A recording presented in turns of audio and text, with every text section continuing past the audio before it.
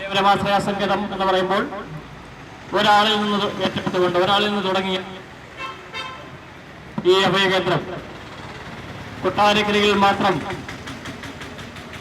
1500-ലധികം അന്തേവാസികൾക്ക് നിരാലംബർക്ക് തുണയാകുവാൻ നമ്മുടെ ഈ സമീപ പ്രദേശത്ത് കലയോരമാശ്രയ സംഘത്തിന് സാധിച്ചു.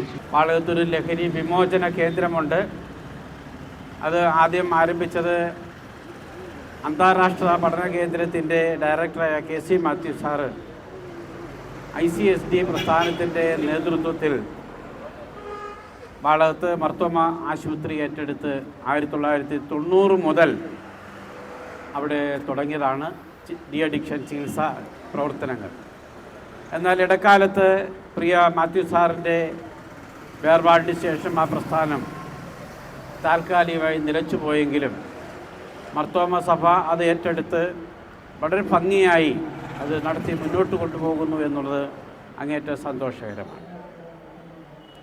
മദ്യത്തിന് അടിമപ്പെട്ട ഒരാളെയെങ്കിലും അതിൽ നിന്ന് മോചിപ്പിക്കാൻ സാധിച്ചാൽ അത് ഏറ്റവും വലിയ മഹത്തായ ഒരു സേവനമാണ്. മദ്യം സമസ്ത തിന്മകളുടെയും പെറ്റമ്മയാണ്. സമസ്ത തിന്മകൾക്കും ജന്മം നൽകുന്നതും സമസ്ത നന്മകളെയും കശാപ്പ് ചെയ്യുകയും ചെയ്യുന്ന ലഹരിയുടെ ഉപയോഗത്തിൽ നിന്ന് നമ്മുടെ വ്യക്തികളെയും കുടുംബത്തെയും സമൂഹത്തെയും രാഷ്ട്രത്തെയും മോചിപ്പിക്കേണ്ടതുണ്ട്. നമ്മുടെ ആളുകളുടെ അധ്വാനശേഷിയോ വരുമാനമോ കുറഞ്ഞു പോയതുകൊണ്ടല്ല. നമ്മുടെ തൊഴിലാളി സമൂഹത്തെ സംബന്ധിച്ചിടത്തോളം അവർക്ക് അന്നന്ന് ലഭിക്കുന്ന അധ്വാന ഫലം അവർ അന്നന്ന് തന്നെ മദ്യസേവയ്ക്കായി നീക്കിവെക്കുന്നു എന്നുള്ളതാണ് അവരുടെ ഉയർത്തെഴുന്നേൽപ്പിന് തടസ്സമായി നിലകൊള്ളുന്നത്. നമ്മുടെ സമൂഹവും നമ്മുടെ പട്ടിണിയും ദാരിദ്ര്യത്തിൽ നിന്ന് കരയേറണമെങ്കിൽ നമ്മുടെ നാട്ടിൽ നിന്ന് ലഹരി പദാർത്ഥങ്ങളുടെ ഉപയോഗം പൂർണ്ണമായും ഇല്ലായ്മ ചെയ്യേണ്ടതുണ്ട്. ധനികരുടെ മദ്യപാനവും ദരിദ്രൻ്റെ മദ്യപാനവും കൂലിവേലക്കാരൻ്റെ മദ്യപാനവും തൊഴിലാളിയുടെ മദ്യപാനവും തമ്മിൽ വ്യത്യാസമുണ്ട്. ധനികരെ സംബന്ധിച്ചിടത്തോളം അവരുടെ സമ്പത്തിൻ്റെ ധാരാളിത്വത്തിൽ നിന്ന് അവർ മദ്യപിക്കുന്നു. അവരുടെ മദ്യപാനം എന്ന് പറയുന്നത് ബാറിൽ നിന്ന് കുപ്പി വാങ്ങിക്കുന്നു, വെള്ളം ചേർക്കാതെ അത് അടപ്പ് തുറന്ന് ഒരു മോന്ത് ആയിലോട്ട് ഒറ്റ ഒഴുപ്പൊഴിക്കുകയാണ്. അങ്ങനെയാണ് നമ്മുടെ തൊഴിലാളി വർഗത്തിൻ്റെ മദ്യപാനത്തിൻ്റെ രീതി. ഇത്തരത്തിൽ അശാസ്ത്രീയമായി മദ്യപിക്കുന്നത് കൊണ്ട് അവരുടെ ആരോഗ്യം നഷ്ടമാകുന്നു, അവരുടെ ആയുസ് നഷ്ടമാകുന്നു, പിറ്റേ ദിവസം അധ്വാനിക്കാൻ ഉള്ള അവൻ്റെ ശേഷിയും കഴിവും നഷ്ടമാകുന്നു. അങ്ങനെ പണം മാത്രമല്ല നഷ്ടമാകുന്നത്, അവൻ്റെ ആരോഗ്യവും ആയുസ്സും ആത്മാഭിമാനവും അന്തസ്സും എല്ലാം നഷ്ടമാക്കുന്ന ഒന്നാണ് മദ്യത്തിൻ്റെയും ലഹരി പദാർത്ഥങ്ങളുടെ ഉപയോഗം എന്ന് പറയുന്നത്. നമ്മളെ സംബന്ധിച്ച് തുടർന്നൊന്നും അതിനെക്കുറിച്ച് കേൾക്കാനില്ലാത്ത ഒരു വിഷയമാണ് ഇന്നിവിടെ ഞങ്ങൾ സംസാരിച്ചു കൊണ്ടിരിക്കുന്നത് കഴിഞ്ഞ 1 മണിക്കൂറായി. അതുകൊണ്ട് തന്നെ കടന്നു പോകുന്നവരും നിൽക്കുന്നവരും ശ്രദ്ധിക്കുന്നവരുമെല്ലാം ലഹരിയാണല്ലോ എന്ന് പറഞ്ഞ് മടങ്ങിപ്പോകും. ഇതിന് പ്രസക്തി ഉണ്ടാകുന്നത് ഞാൻ എൻ്റെ അനുഭവത്തിൽ പലരുടെയും ജീവിതത്തിൽ കാണുന്നത് അവരവരുടെ കുടുംബത്തിൽ ഇത് വന്ന് സ്പർശിക്കുമ്പോൾ ഏറെ വേദനയോടും വിഷമത്തോടും സങ്കടത്തോടും ഇത് അവരുടെ ജീവിതത്തിലെ ഒരു പ്രശ്നമായി മാറുന്നു. ഇന്ന് എന്നെ കേട്ടുകൊണ്ടിരിക്കുന്ന യാതൊരു കുടുംബത്തിൻ്റെയും ജീവിതത്തിൽ അതങ്ങനെ പ്രസക്തിയാകരുത് എന്ന് പ്രാർത്ഥിച്ചുകൊണ്ടാണ് ഞാൻ എൻ്റെ ഈ സംഭാഷണം ആരംഭിക്കുന്നത്.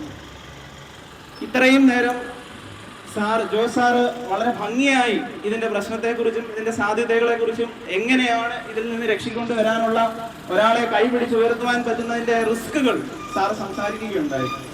സാറിൻ്റെ ഒരു സാമൂഹ്യ സേവനം ഞാനത് പലയാവർത്തി കേൾക്കുകയുണ്ടായി. ഇന്ന് നേരിട്ട് കാണുവാനായി എനിക്ക് സാധിച്ചു. ഏറെ അനുഗ്രഹമുള്ള ഒരു നിമിഷമായി കണക്കെടുക്കുകയാണ്. പ്രത്യേകിച്ച് വാളകം ലഹരി വിമോചന സമിതി എന്ന് പറയുന്നത് ആ സമിതിക്ക് ഒരു വലിയൊരു കർത്തവ്യം ഉണ്ട്. ഞാൻ പാലക്കാട് അട്ടപ്പാടി എന്ന് പറയുന്ന സ്ഥലത്തു നിന്നാണ് ഈ ദേശത്തേക്ക് വരുന്നത്. ആ ദേശത്ത് ഒന്ന് ഇറങ്ങി ഒരു ദൂരം നടക്കുമ്പോൾ 1 കിലോമീറ്റർ നടക്കുമ്പോൾ ഇല്ലാത്ത ഒരു പ്രയാസം ഈ ഒരു വാളകത്ത് ഇറങ്ങി ഞാൻ കഴിഞ്ഞ 3 മാസമായി നടക്കുമ്പോൾ എനിക്ക് നേരിട്ടത് അങ്കരക്കരയിൽ നിന്ന്, അതായത് MLA ജംഗ്ഷനിൽ നിന്ന് ഇക്കരക്കര എത്തുമ്പോഴത്തേന് ഒരു 5 പേരെങ്കിലും വലിക്കുന്ന വീടിയുടെ മണം നിങ്ങളുടെ മൂക്കിലൂടെ കയറി ഇറങ്ങി പോകത്തില്ല എന്ന് ഇവിടെ നിൽക്കുന്ന ആർക്കെങ്കിലും പറയാൻ സാധിക്കുമോ എന്ന് ആലോചിച്ച് നോക്കിയിട്ട് എന്നോട് തീർച്ചയായിട്ടും പറയുക. പഠനങ്ങൾ പറയുന്നതനുസരിച്ച് 14% ഈ ബുദ്ധിമുട്ടുകൾ ഉണ്ടാകുന്നത്. അതുകൊണ്ട് നമ്മുടെ ഓരോരുത്തരുടെയും കർത്തവ്യമാണ്, പ്രത്യേകിച്ച് ഈ ഒരു സമിതി ഇവിടെ രൂപവൽക്കരിക്കപ്പെടുമ്പോൾ നമുക്കെല്ലാവർക്കും തന്നെ വലിയൊരു കർത്തവ്യമുണ്ട്.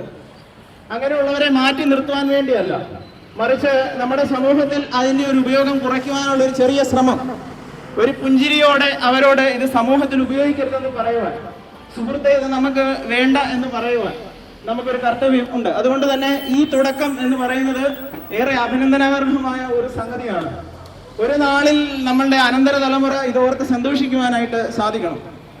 ലഹരിയെക്കുറിച്ച്, പ്രത്യേകിച്ച് മദ്യത്തെക്കുറിച്ച് സാറ് സംസാരിക്കുകയുണ്ടായതുകൊണ്ട് ഞാൻ പറയുന്നില്ല, ഞാൻ എൻ്റെ വാക്കുകൾ അധികം ദീർഘിപ്പിക്കാതെ ഒരു കാര്യം മാത്രം എൻ്റെ അനുഭവത്തിൽ നിന്ന് പറയാം.